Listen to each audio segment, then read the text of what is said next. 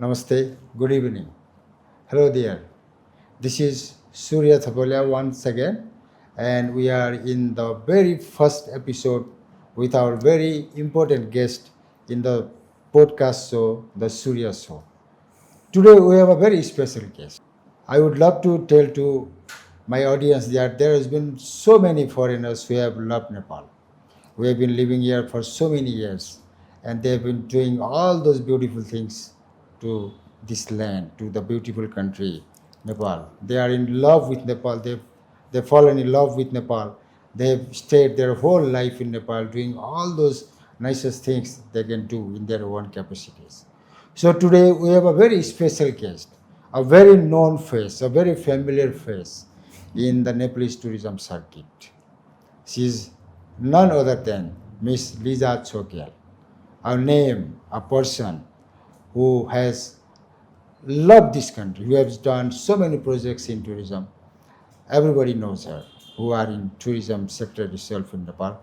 So it's my pleasure, I am very proud, I am very glad to welcome Miss Lisa as the very first guest in the show, the Surya Show.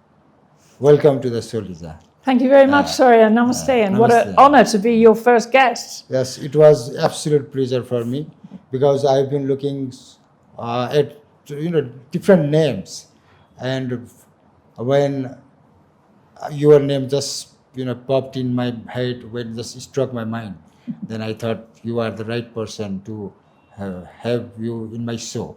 So welcome once again, and now I will leave. It's up to you to introduce you more to our audiences in more detail from your one side. Thank you very much, and you're right that I am one of these people who came to Nepal and fell in love with the country and was lucky enough to find a way to stay on by working in the tourism and conservation sector. I first arrived in 1974, and people ask me, what is the story?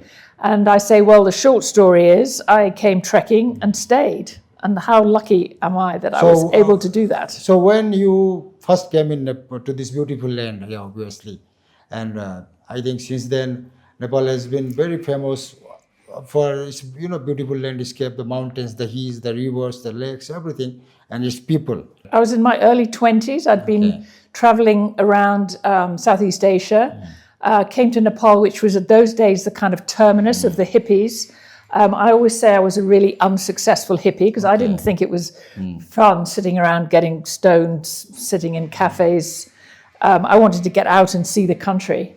So I went walking up the Kaligandaki to Jomsom, which had just reopened, very, very pristine in those days. Of course, not like now where you can drive to Jomsom. So that was my first introduction. Then I came back to Kathmandu, and by good luck, through a chance meeting in a bar, a lot of my life is to do with chance meetings, I came across Tiger Tops, which at that time was Tiger Tops started in 1964.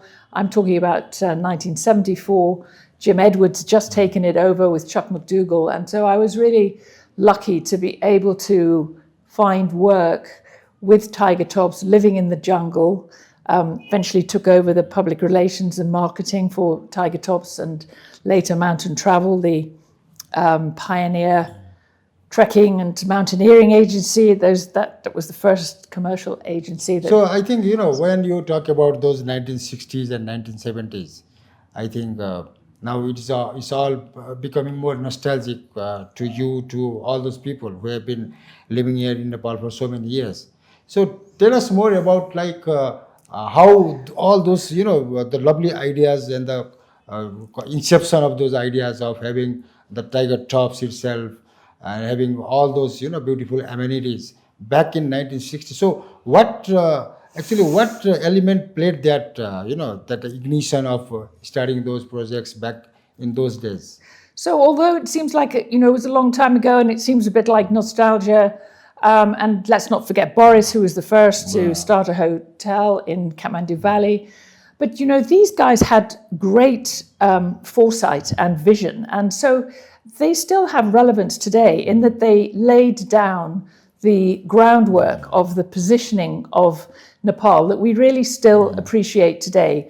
The fact that there is a strong conservation, wildlife element. As you know, we're leading the world in our tiger conservation, for example. The tourism industry, we're always leading the heritage conservation because, it's just good business practice to look after the resource on which your business depends. So we would be publicizing bringing people to festivals and to restoring historic monuments, all pioneered by tourism industry people. And, so conservation and tourism goes really strongly hand in hand in Nepal. And when we Nepal was just we once say it quite independent thing, but maybe we foraged into a different political economic system in the 1950s.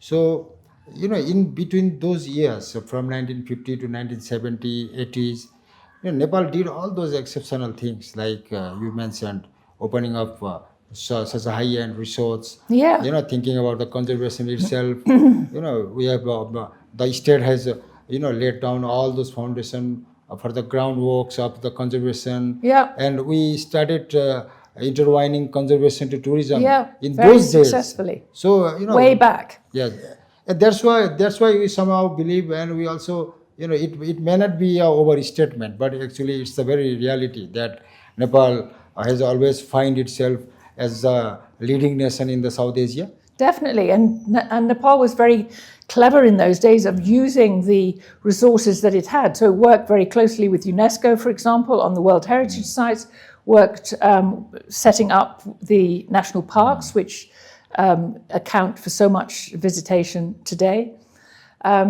And there were, of course, pioneers like Karnasakya, who was in the Wildlife National Parks Department.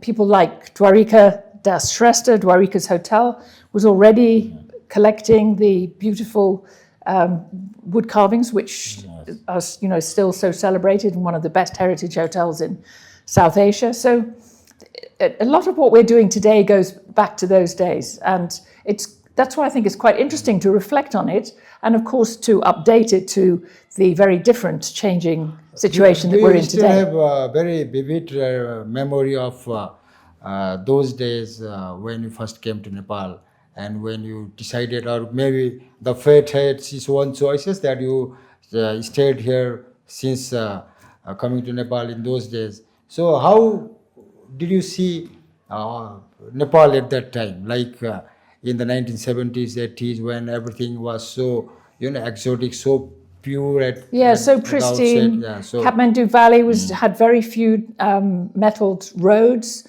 mostly still mud roads. We kept a horse in the garden, and I used to go riding through the paddy fields. Most of the valley was paddy fields. The capital cities were still separated in a very rural atmosphere.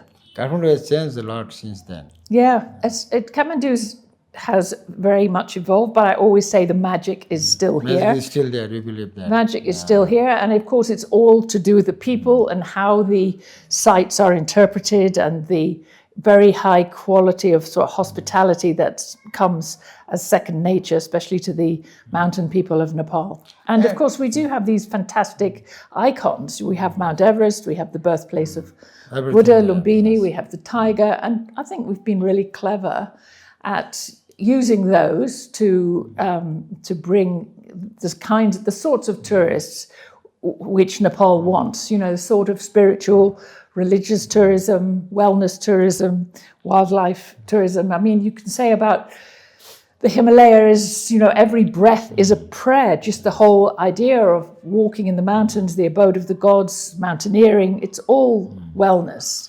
Just peaceful and spiritual in this troubled world. What we shall be very proud of our one country, of this beautiful land. You should be very proud. Is we have got almost everything that we can ask for. Yeah. Like we have the the best place for the spiritual tourism, for the pilgrimage, for the wellness. The mountain themselves, as you have mentioned, that we see them as abode of gods, and considering all those fast-paced life today, and when we see all those people all around the globe, they are, so much into the stress of the modern day life. Yes. And they just want to escape to a place like Nepal. And we have that authentic experience that we can really offer people here, because we have, so many people after they leave Nepal, what they remember is the people of Nepal. Of course, the monuments, the mountains, the wildlife, the forests are amazing and, world-class attractions. But what people remember and what brings them back is the people. So we need to always remember that and spend our resources in training our frontline staff and our tour guides and our hotel staff, and to provide that authentic experience. So when was that when you decided to change your own preferences from being just a tourist to Nepal to someone who would love to stay here in Nepal for so long? So what was the moment that really inspired you? Oh, that was easy. I mean, having gone trekking, I just thought this was amazing. I had the opportunity to go to Tiger Tops. I got to Tiger Tops. I thought this is really amazing, and persuaded the boss, Jim Edwards, to give me a job. And so I started working immediately. At 12 years later, I met my husband, married my husband. I thought, my goodness, this is a big commitment. But then I thought, actually, I've been living here already for 12 years, so it's not such a commitment. I'm already committed to tourism and promoting Nepal. In those days, in order to promote Tiger Tops and mountain travel, we had to promote the whole country. So I got to know all the ministry people, and so it was I worked in the private sector. We pioneered river running and other adventure activities for which Nepal is still so well suited. And then after around the mid-90s, I started working more as a ecotourism, sustainable tourism, responsible tourism consultant with a New Zealand company. I worked all over Asia and the Pacific, taking what we'd learned in Nepal and learning from other places and bringing that back here. So Nepal tourism's been very fortunate. It's had so much support from the bilateral and multilateral donors over the years. So as a consultant, I've also had the opportunity to be working with the Nepal Tourism Board and with the industry here. And when you have spent so many years in Nepal, when someone who spends so much time, so much of years, and the prime years, and spend your whole life in doing all those good things for the country where you are now staying.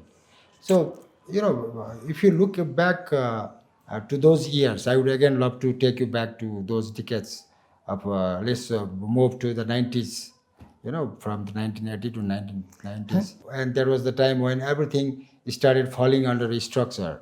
And there was an institution like Nepal Tourism Board was, it was born at that time. Yeah, and the end of the 90s. And we foraged into the open market policy, open sky policy. So a lot of things started happening in those in that era, in 1990s. So do you remember how, as a tourism expert, how as a professional, how you were engaged in all those changes that Nepal was undergoing? Yeah, I was really involved. In the early 1990s, we did Little Buddha, that film, which brought a lot of attention to the country. And because of my work by then as a consultant, I was also working very often with the ministry and I was in fact on the team that formed the first Nepal Tourism Board was originally formed.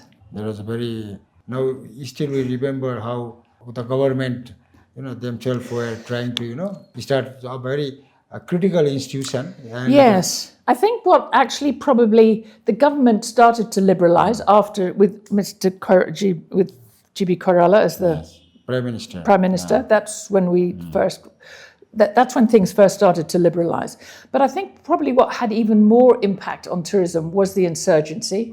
I mean, Nepal is, over the years, we seem to always be in some sort of crisis, whether it's a man-made crisis, a political crisis, the earthquake, COVID.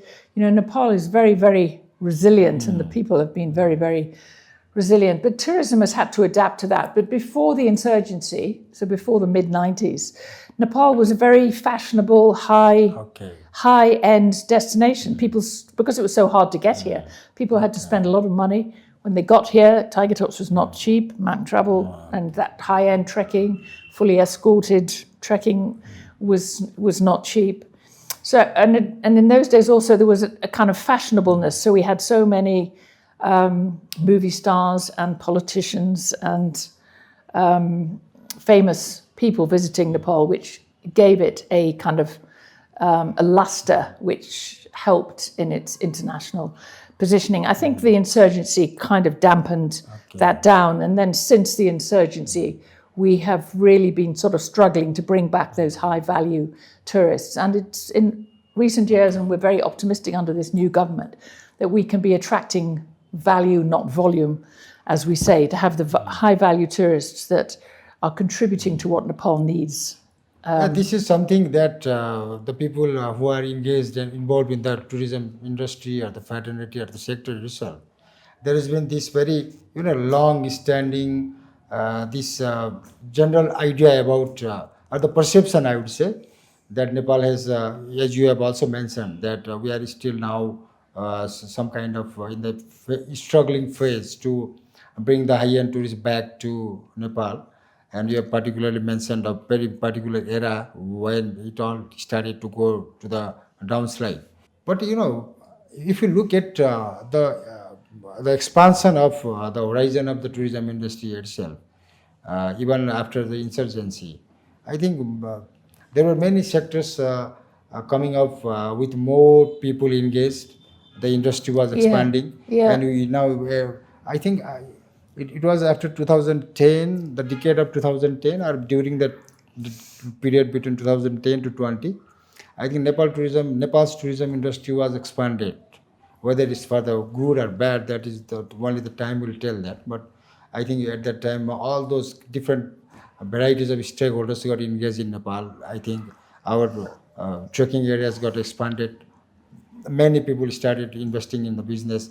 And thanks to the remittance that we have been getting from the international labor market, that even those returnees from those labor market now, that they themselves see themselves as a kind of tourism entrepreneur. So yes. Nowadays you can see a lot of resorts being in operation in the hilly areas, in the mid hills. Yes. So we are getting all sorts of stakeholders in our tourism industry. And actually one thing that's also very different now is that we have a fantastically strong domestic market, not just NRNs, as you say, returning, and not just Nepali investors, but very many Nepalis now trekking in the mountains and traveling around and enjoying their country, especially now we have the 2-day weekend is going to be very good for that. So we see the Nepal market, as the domestic market, as being really important, and also the Indian market, where, and especially in the lower level,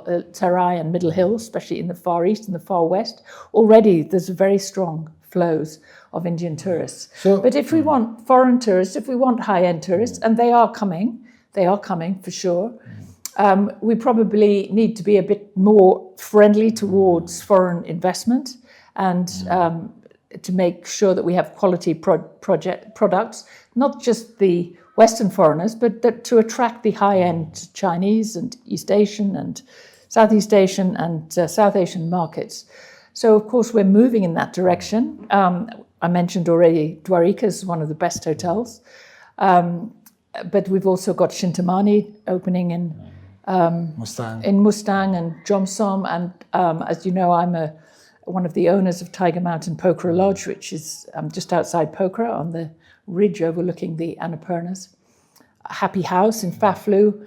There are high-end products coming up, and maybe that's what, with the new government and this opportunity, sort of exciting opportunities to refresh the industry, and refresh the image, that's what we should be concentrating on, bringing the sorts of tourism that is going to really help Nepal. So, maybe not necessarily increase numbers, we're already 1.2 million, whatever, but maybe attracting similar numbers but paying more money.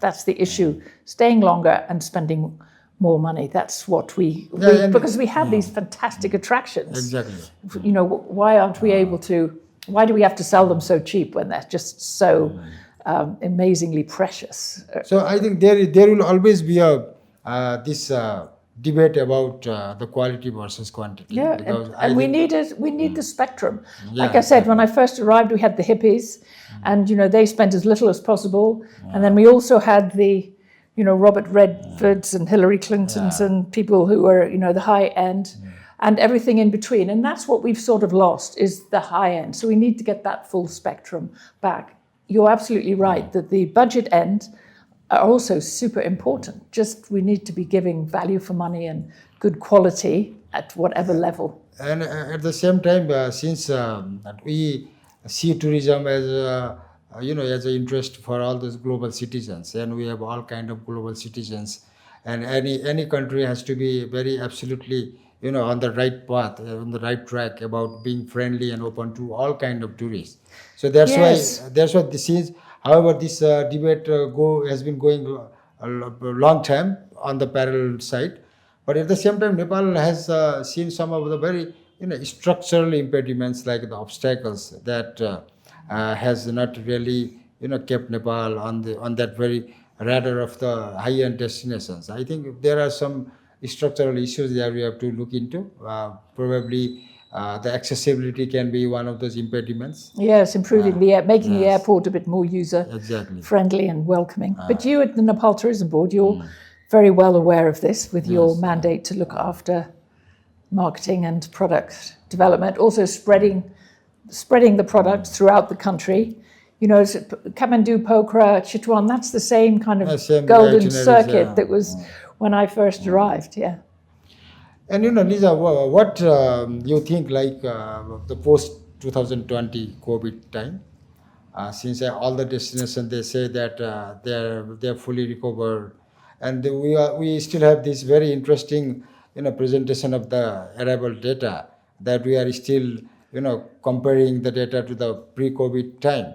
Yeah, I think 2019. We always make this comparison that this is the percentage of the growth is on this par against the 2019 pre-COVID arrival time. I think this is something that we need to get off from this and move away now. Yeah, I agree. Sorry, I completely agree. And also, I mean, that's again one of the research is one of the tourism board mandates, and it's so important that we are doing our tourism planning and focusing on which are the valuable markets for us, and marketing directly to these different markets with different products and with different ways in order to meet their needs and preferences. So it's very important that we see those differences, yes, and have the research. And even today, we have no idea, would you believe, how many domestic tourists are traveling around Nepal, because we have no way to count them. In India,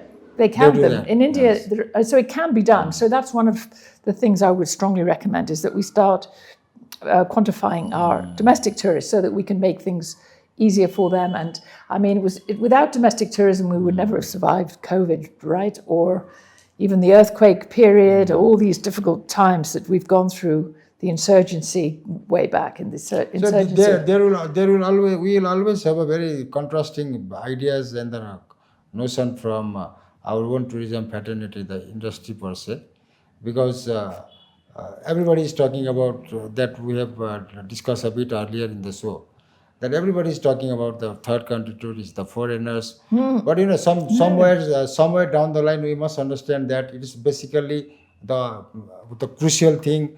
The main crux of the matter should be operation of the business itself, the sustenance of the business. Yes. How the projects run. And professionalism. Exactly. I mean, as you said, so many people have entered tourism, but many of them don't really understand what they're doing. And so we have, a glut of hotel rooms in Kathmandu and Pokhara, for example. I think professionalizing the industry, making sure that the trek agents and the travel agents are active and working professionally and efficiently. I think that will also help. And also, when you look around the global conflicts these days, going around making all those headlines, I think long haul travel will always be under a lot of lot of pressure, and pressure that's nothing to do with Nepal, right? Completely outside. So it makes really good sense to look to our neighbours. I mean, and we've got the two biggest populations in the world. and recognize that within China and India, there are a whole spectrum of different markets. There's some of the highest paying tourists in Coming India from and India, China. who will come here if there are products or if they, think that there is a reason to be coming here. And so that's what we should be conscious of, as well as And our since own you have Nepalis. been involved in so many projects, and also at the current moment you are engaged in the whole, how the whole tourism industry can be restructured itself. So what do you think, Lisa? I would love to hear from you, since Nepal is predominantly a very alpine destination. I would say it's more about the beautiful mountains, and Nepal has always been projected as a heaven for the hardcore tourists, the trekkers. So since we talked so much about attracting the high-end tourists, so how our mountains can be presented or projected, or how we can customize the whole itinerary, the trips on mountain to how, so that the high spending tourists, and especially when you look at all those countries around, now there is a big segment of population in all those rich countries Yeah. who are retiring, Yeah. who are now almost in their age of 60, 70s, Yeah. and would love to come to destinations like Nepal. So how we can And the young ones, the digital nomads, and the Yeah, exactly. and the foreigners who want to live here. So we need to make sure that the visa regulations, there's a retirement visa, so the older people can Exactly. spend longer here. There's digital nomad visas. All this needs to be properly regularized. so that those high-end tourists can go to the mountains and enjoy yes, that. so you say that we're established as a mountain destination, but if you look at the statistics, only about 1/3 of the Exactly. visitors Very here less actually number. go trekking. And we used to complain in the old days that we were too much a cultural destination, Yes. right? That we were, because we had this fantastic 7 World Heritage sites within the valley, for example. So I think it's all just to do with packaging. We have we have some of the most important pilgrimage sites in South Asia, and we could be. I mean, we're already attracting huge numbers to those sites, huge numbers. But we could be attracting again not only the lower spending pilgrims, but the very higher spending pilgrims. 500 million Buddhists in the world. We should be able to attract the higher end by having a more user-friendly or a more attractive product. As you say, infrastructure, accessibility, all that kind of makes the whole, as well as the positioning, the packaging, how the country is portrayed. And some weeks back, when government announced its plans and priorities for the coming fiscal year, there were 9 points priorities. Love it, yes. Yeah, I think you have heard about them. Exactly. I'm very happy to hear. And very exciting to see that the recognition of foreign direct investment as a means to professionalize and improve the tourism industry. And indeed, the finance minister's focus on recognizing that tourism is not just good as an employer, but can improve livelihoods all through the country. I worked, you may remember, on the Great Himalaya Trail, which was another Nepal Tourism Board initiative, to get tourism benefits out east and west beyond the very popular Annapurna, Langtang and Sagarmatha areas.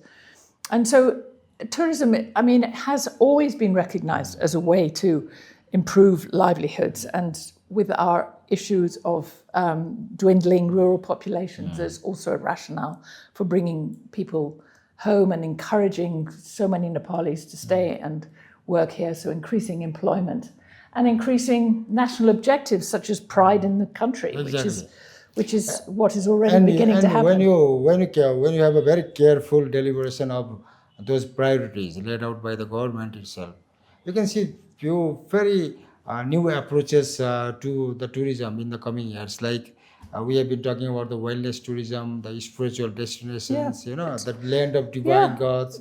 So all these things, coming together will definitely rebrand Nepal's tourism in the years. And we've been, recently doing a study on exactly, what the tourism board needs. And you're completely right. And we're very optimistic that the government is moving in the same direction. So very exciting times. And in Nepal. Lisa, sometimes when we, have a look about the way of marketing destination, marketing countries, tourism to the international and regional market. I think there will always come different ideas. When you have a retrospection about your own approaches in the past. I think there should be, in my view, it may be very personal and coming from my own ideas or from my own head. Like I think we need to go beyond just the conception of the branding itself, because I think these days every citizen, every prospective traveler or a tourist is very well aware of all the destinations because of the social media, Yeah. because of the internet, So much everything. competition. So I think rather than focusing too much and investing so much energy and money on the thing like we call it branding, I think we should be more into improving the accessibility, improving the infrastructures, Product because development, as product we would call development. it, yeah. Because now these days everyone is aware. But it's probably a balance, right? And that's why the Nepal Tourism Board is such in my view, is such a key and important core institution in Nepal to make tourism work, because you are that private-public interface partnership, yes. and partnership interface. And tourism is very much driven by the private sector, but it needs the public sector to be regulating. And you, in the tourism board, can bring that together. And I think there is lots of room for improvement in restoring a very close relationship with the private sector. And the tourism board is a technical institution with experts like yourself on the staff, whereas the department and the Ministry of Tourism are on the rotational basis. So you are the specialists and are in the position to bring together the public and private sector. So I've always seen that as a really key institution for the health of Nepal tourism in general. Exactly, yes. There should always be new ideas coming in from all the corners, and at the same time when we have a very careful examination of the thing or the term like partnership, when you talk about the public-private partnership. I would love to hear from you, since you have spent almost 50 years in the country and you have seen tourism changing right under your eyes, right in front of you.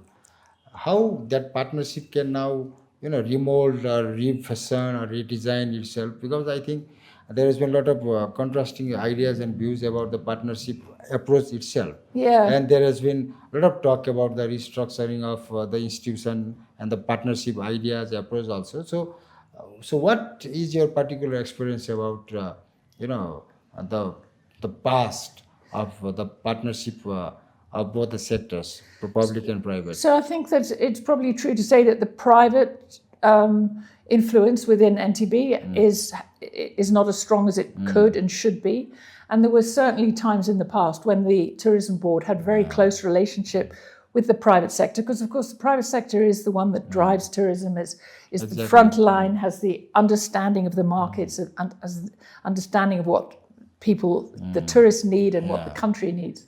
So I would say that we have definitely opportunities to improve and get back to the time when the private and public sector worked more closely together. We used to have committees for marketing to North America, marketing to India, for example, as well as accompanying you to international sales missions and trade fairs. And I mean, these days now working on social media and podcasts together, we've got so many clever private sector operators here. It makes lots of good sense to redress that balance between the private and the public. And I think you have also heard, you have also got to know from the media or the news that there has been, the flurry of I would say the barrage of the new hotels and hospitality investment in Nepal for the last 10 years. Yeah, And, too many. and you can also see many of the properties getting into all sort of financial troubles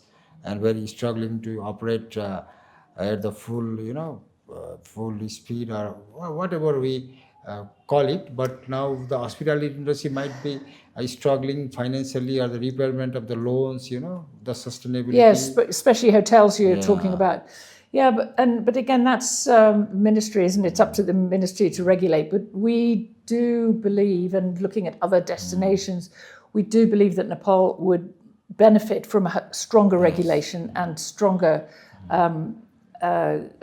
monitoring of the hotel licenses that are issued, trekking, travel agency licenses. I mean, do we really need 4,000 trekking agents? You know, are these real bona fide companies? That, I think that would benefit the industry and make it more healthy if we had a little bit more rationalization for a healthy industry, and that you had, again, it has to be driven by market demand. Otherwise, otherwise, you know, if you're not viable, it's not going to help anybody. Sustainable tourism, which is now kind of mandatory in today's world, it can't be sustainable unless it's it's financially sustainable. But if it's financially viable, that's why I always say the first rule of ecotourism, of all these idealists and academics, but actually the first rule is you've got to have a strong business model, and you've got to make money. Otherwise, you're not going to help anybody. So, and you know, when we have this federalism setup coming to, you know, the whole restructuring of the state, we have now 3 governments: the federal, provincial, and the local governments. You know, when it all started, then you can you see that everybody was so excited, and there were investments in every part of the country, from the local level to the provincial to the federal level. Now, when you travel across the South Plain from east to west, you can see too many, all those big hub or the cities in the southern plain have big hotels, big casinos, all those amenities. I think Nepal's South Plain, which you call Tarai, is on the very right track in terms of the investment, in terms of getting the cross-border tourists. So same thing, we may not be very absolutely sure about all those amenities or properties lying in the mid-hill region of Nepal, which are struggling to get a lot of tourists, So, when you look at all those global issues and the problems happening around, and when a small destination like Nepal, and very struggling to cross the 1.5 million international visitor itself, I think there will be some time when we really have to think very seriously about all those investments and our own marketing approach and plans. Yeah, and as I say, try to attract value, not volume. Because the big numbers just cause so much environmental impact. And I agree, our southern and northern neighbours are a very, very important market. And it's not fair to say they're coming just for casinos and, the hotels and bars or whatever. But there's also so many coming for pilgrimage and spiritual rejuvenation, tourist, and which, you can call wellness tourism. So many are coming with families, so many coming to enjoy wildlife. And one of the clever things that was done just recently was opening the border so that it's easier to bring your own vehicle, because there's so many Indians within reach with middle-class disposable incomes and their own cars that could be coming to Nepal. So again, but you have to make sure that that they're doing what suits the local people, and make sure the locals are benefiting, and make sure that the arrangements are reciprocal, so Nepalis can also visit the Buddhist sites in India, for example. And Lisa, I would love to hear from you, since you have been living in the country for so many years, so many decades, I would say. What could be one, thing, or one, the time from our yesteryears in Nepal's tourism? If you have the capacity to erase one particular time or particular problem about Nepal tourism facing from the past, what could be that one? One thing that you would love to erase from our memory?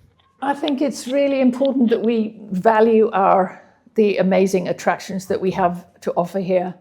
But probably the single thing which is constraining tourism at the moment is the problems with air safety and air regulation, and the fact that we have Bairoa and Pokhara not fully operating as regional international airports as they were designed. sorting out the permissions with our neighbours to operate into Bhairawa and Pokhara, and also with the air safety issues which the European Union, the European Union ban that does huge damage for Nepal. For Nepal's reputation. Absolutely. Yes. Other than that, I'm actually in a very positive mode about tourism in Nepal and the way we're moving forward with this new government. I think it's very, very exciting times. I would urge that perhaps they listen to some of the specialists in the field, and so that they move forward in a sort of coherent and united way to improve tourism for Nepal and for the people of Nepal. And 10 years down the line from today, or from this year, how do you find, or how do you see Nepal going from now in the 10 years time from here? Well, what I would like to see is not necessarily what is going to happen, but I would like to see less tourists, spending more time, spending more money, being able to access all the amazing corners of this beautiful country, from the high mountains to the middle hills to the wildlife, the monuments. Yes. So I would say less tourists spending more money will benefit and ensure that those kind of tourists that Nepal needs and wants come from the whole spectrum, not just the high end. They get quality, they get value for money, and that they return, because we used to have very high return tourists in the old days. Do you miss New Zealand? No, I visit New Zealand very often. It's a very beautiful country. We've got so much similarities between mountains and adventure tourism. Again, in New Zealand, so much of the tourism takes part in national parks. So, working closely with the government on the conservation of, in our case, we've got these extraordinary intact ecosystems and these large mammals in Chitwan and Bardia and Suklafanta. We're so lucky in Nepal. And if you have to make a choice between Nepal and New Zealand? Nepal, of course. Here I am. That's very lovely. So we are almost coming to the end of our conversation for today's episode of the podcast. So before we, end our conversation, I would love to hear from your side what could be the 3 suggestions you want to, give to us or to the government or to Nepalese industry. What could be those 3 suggestions from your side? So I would say one should be to value the Nepal and Indian and Chinese markets, and to follow the research, follow the data. So make sure that you have the information that you need in order to do tourism planning. I would love to see the air safety issues sorted out, because that has a big impact, I think, much more than anybody is aware here. That has a very big impact throughout the further afield source markets. And I would love to see our extraordinary mountain, river, wildlife attractions highly valued here and enjoyed by more and more tourists who can appreciate that the Nepal Himalaya is like every breath a prayer, a sort of wellness retreat from this chaotic world. That here you can find peace and harmony and spirituality and great natural beauty and lots of very, very lovely people. And we always believe that, and we always make appeal to the global citizens whenever we market Nepal, the outer destinations in the regional international markets, that if you are to slow down your own pace of life, then come to Nepal. Our mountains will slow you down. Our rural heritage, our way of life will slow you down. So everybody we request to have a time to visit to Nepal, to to pause for some time, and to hold your breath, And that's true wellness, isn't it? Exactly, that's the true wellness. So I it's agree. been very lovely talking to you, Miss Lila. It's been a pleasure. Thank you for Thank you very inviting much me. for being the very first guest of our show in the podcast. And we'd love to have you again in our show in the later part of our series. And we will always love to see you smiling, very cheerful and very intelligent as ever. And thank you once again for being in our show. Thank you. It's my great honor and best of luck with the show. I'm very much looking forward to future editions. Thank you. Thank you.